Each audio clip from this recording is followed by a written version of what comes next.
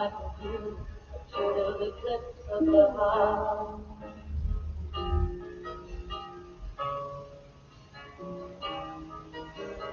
Once upon a time there was light in my life. Now there's only love in the dark. That may not stay, a total eclipse of the heart. Welcome to our April News at 2 and post Eclipse Day. And that was yesterday. I hope you got an opportunity to kind of step outside or even look through a window and check that out. If you didn't, go back and look at some pictures. I'm sure they're all over the internet by now. It was pretty neat to watch with my kiddos. And if you celebrate Easter or any of the holidays that we've recently had, I hope you've had a fun and safe celebration.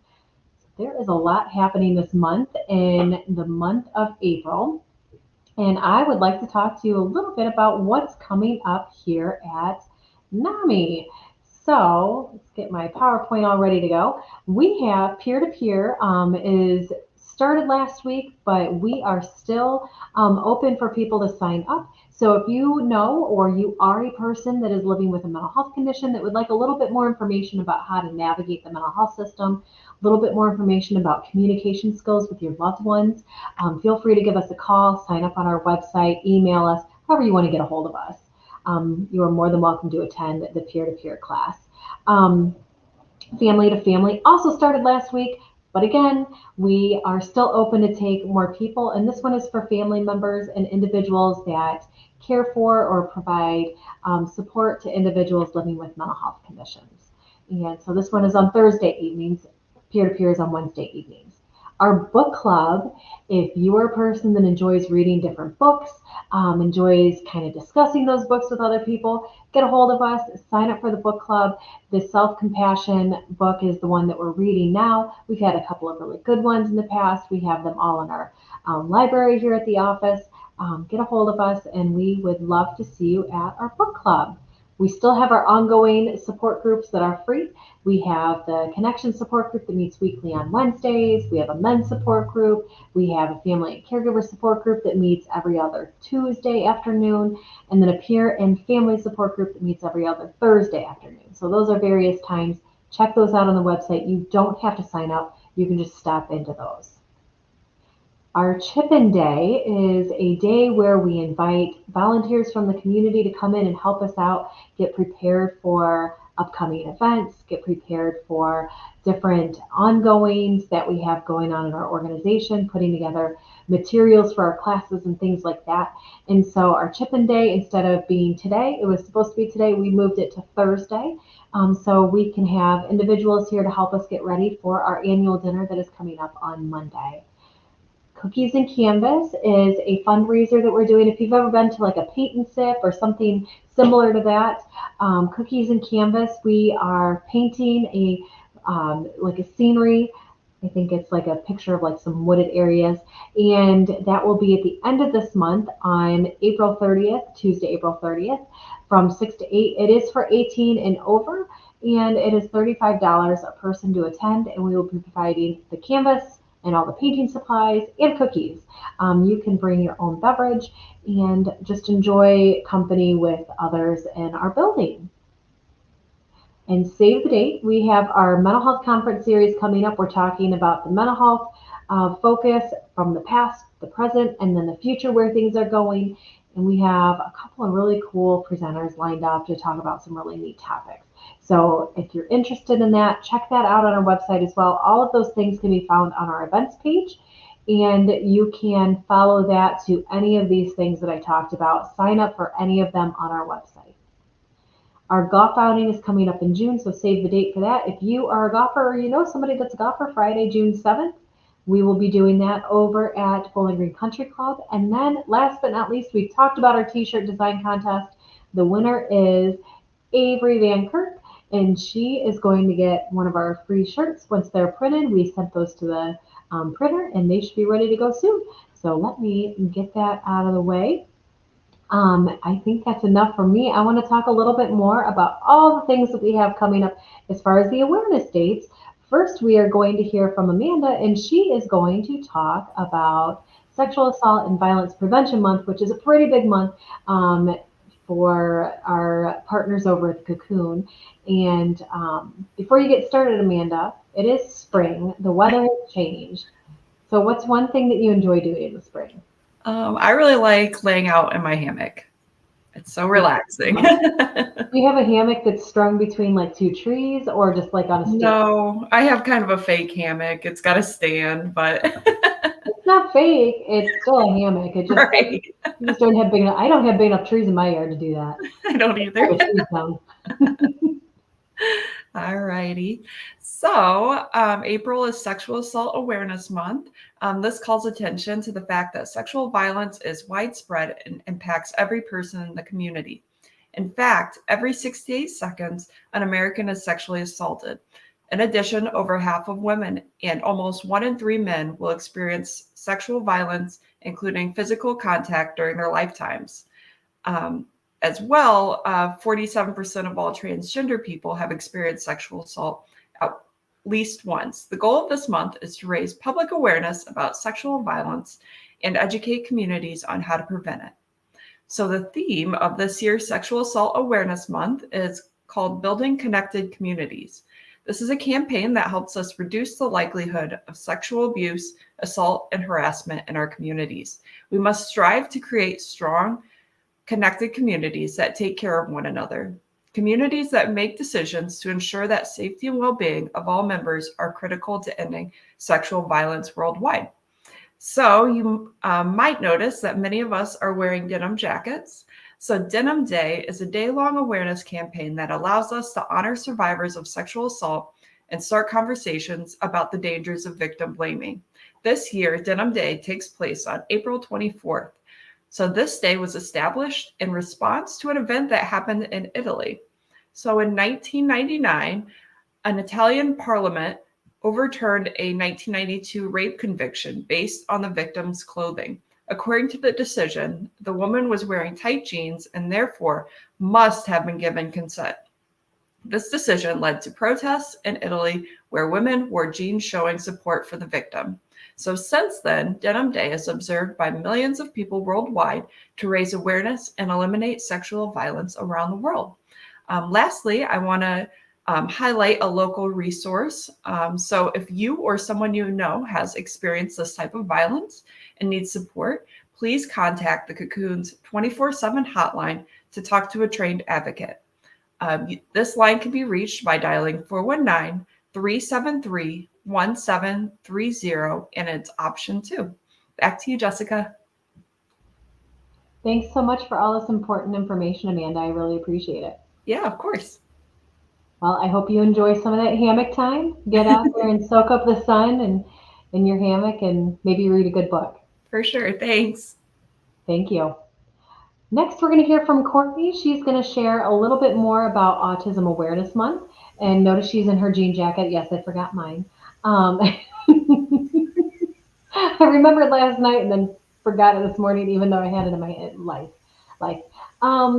So, what is one thing that you enjoy doing in the spring? I really enjoy going outside, planting some flowers, kind of taking care of like the landscape, if you will, around our house. Okay, So I really like to do that. I can't keep indoor plants alive, but I have really good luck with the outdoor ones. So that's what I'm going to stick with. good for you. Good Thank for you. you. Well, I'm excited to learn a little bit more about Autism Awareness Month. Yeah, absolutely. So, like Jessica said, April is Autism Acceptance Month. The recognition raises awareness on autism. It also promotes inclusion and connectedness with people who have autism. Social and community support can help people with autism achieve optimal health and reach their full potential. So, this past month for our NAMI education series, which is a webinar series, and then our podcast, Stigma Busters, I was able to speak with Alexis Eggenberger from Avenues for Autism. She talked a little bit about what the organization is, what they do, and also addressed some of the stigma that's associated with autism. So I have a short clip that I'm going to play so you can get a little teaser of what we talked about. They have someone new in their life, say a child or maybe a friend or anyone that they care deeply for. How can they best support someone who is newly diagnosed with autism? Oh, that's a great question. I think making sure that you're being respectful of them and their processing. And it's a lot. It's a new change, and in some ways it doesn't change anything, but in other ways it changes everything. And I thought that as a provider and a clinician that I would have been prepared for a diagnosis for my children. I was not. And my first, I knew, but it didn't matter. There's still that time of, okay, so now what? And so I think folks, being respectful of their time to process whatever that means, being there to support them, being there to help them navigate new resources is really important, and just being very non-judgmental, because and I'm sure that NAMI, you guys talk about this all the time. I'm sure that everybody has their own path, and it's not about comparing mine to yours to the person down the street. It's about how do we best progress as individuals. So, like I said, that's just a small teaser of our conversation. So, if you'd like to hear the whole presentation, the whole webinar, you can visit our NAMI Education Series page. We have a wide variety of other webinars on there as well that are free to view. We just ask that you click to fill out a form and watch the videos, and then you also fill out an evaluation afterwards just to see how we did. And then if you're interested maybe in just listening to it, we have our podcast called Stigma Busters, and you can listen to that on this coming Saturday will be the new episode on either Apple Podcasts or Spotify. That's all for me on Autism Acceptance Month. Back to you, Jessica. Thank you, Courtney. I appreciate it. And you can find her out gardening and keeping her flowers alive that she can't keep alive inside. Yep. Thank you. Up next, we're going to hear a little bit more from Bree. She is going to talk about National Minority Health Month. Hey, Bree. Hey, Jessica. So you can probably assume what I'm going to ask you. What's something you like to do in the spring? I live in an apartment, so I don't get to have really as many plants as I would like, which is unfortunate because I also have cats. So I don't get to have fun on the plant front. But once it starts to get nice out, I really love going on like on walks in some of the nature preserves we have here in Bowling Green, and just kind of getting outdoors in the best ways that I can. Those are my favorite little adventures. Well, you can always come out to my house. I have the new house and have no landscaping yet. So it's a lot of work. It's like a blank slate. Ooh, I'm on it. So like Jessica said, I'm going to talk to you all about National Minority Health Month. So that is one of the many, many awareness months and awareness events that are happening this month in April. But this annual observance builds awareness about the health disparities that persist among racial and ethnic minorities, as well as American Indian and Alaskan Natives populations, and encourages everyone to take action to end these inequities.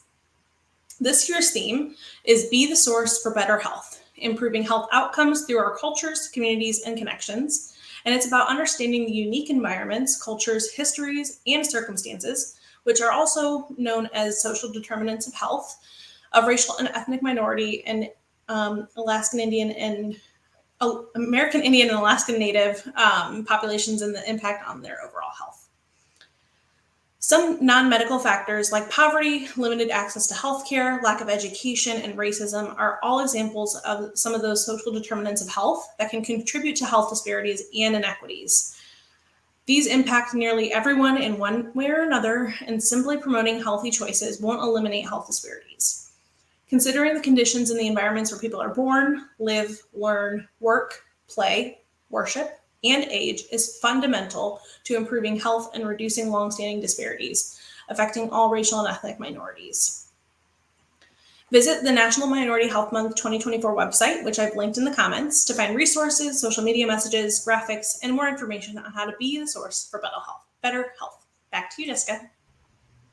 Thanks so much for talking about this important topic, Bree. No problem. So next up, I wanted to talk a little bit about National Volunteer Week. It is April 21st through 27th this year. And every year we'd like to acknowledge and send a shout out to all of our wonderful volunteers. Without our volunteers and their time, they honestly, our organization wouldn't be where it is today. So we have volunteers that have helped us in our office. We have volunteers that are our interns volunteer time, a great deal of time.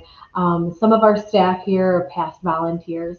Um, that were volunteers and interns and then stuck around a little bit. So we have folks that help out in the office putting together information for our groups and our classes and preparing for our events and putting together awareness campaigns. And then we have our board is staffed with volunteers themselves. And then we have folks that help volunteer their time to help promote and coordinate and facilitate our support groups in our classes and even help with presentations out in the community. Some of them are just ambassadors out in the community and talk a little bit about the work that we do at NAMI.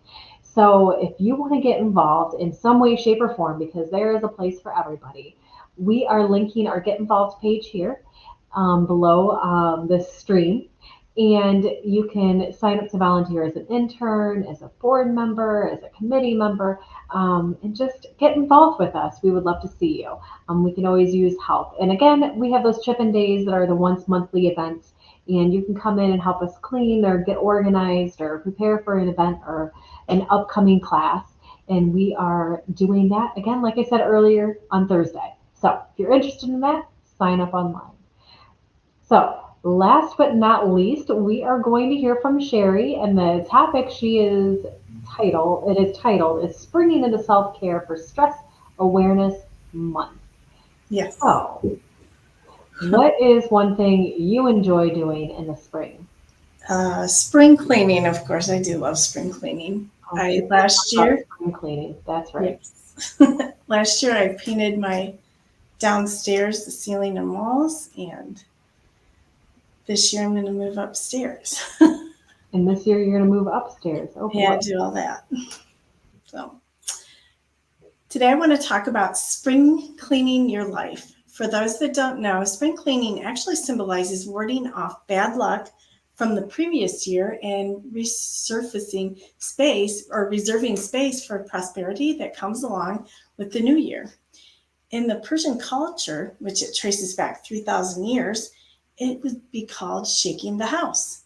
Clutter and unfinished projects can pile up and increase your stress level.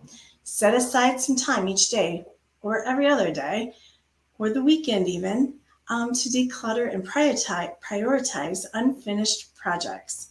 Clearing out the garden of the winter debris, getting rid of all that old debris and getting ready to plant new seeds. Some people even paint their rooms or burn sandalwood in their houses. Spring cleaning can lighten your mood and give you a sense of accomplishment and reduce stress and anxiety. The best months for spring cleaning your house would be in March, April, and May. But you can also spring clean your mind. Declutter the things that are holding you back, refining your values, and maintaining a sense of mental cleanliness and self-awareness. Toxic relationships and drama. It is never a good time to hold on to friendships or relationships with people who seem to put everything down or other people's negativity and instigate drama in your life. And it can be exhausting or even taking into your emotional reservoirs. Say goodbye to toxic friendships. Negative talk. Get rid of the tendencies to gossip and constantly complain. Occasionally, venting can be good to get rid of stress, but constant complaining and verbalizing old hurts only allows for those feelings to continue to bog you down. Bad habits. This can be from eating poorly to a substance addiction. Focus on one bad habit at a time and take your time with it. Behavior takes 30 days of consecutive action to fully become a habit. Stay positive and keep heart. And last, I want to talk about negative thoughts. Spring clean that self-doubt. Don't let negative thoughts come in and tell you you can't or you're not good enough. And that gets away of your dreams. So have a great day. Back to you, Jessica. Hi there. I wasn't going to leave you on the screen. That's okay. I didn't think you would. So thank you everybody for logging in. I'm going to bring everybody on the screen. Thank you everybody for logging in and hanging out with us for a little bit. And again, if you didn't get a chance to check out the eclipse yesterday, go and watch some videos. It was actually pretty neat. So see you until then. Bye.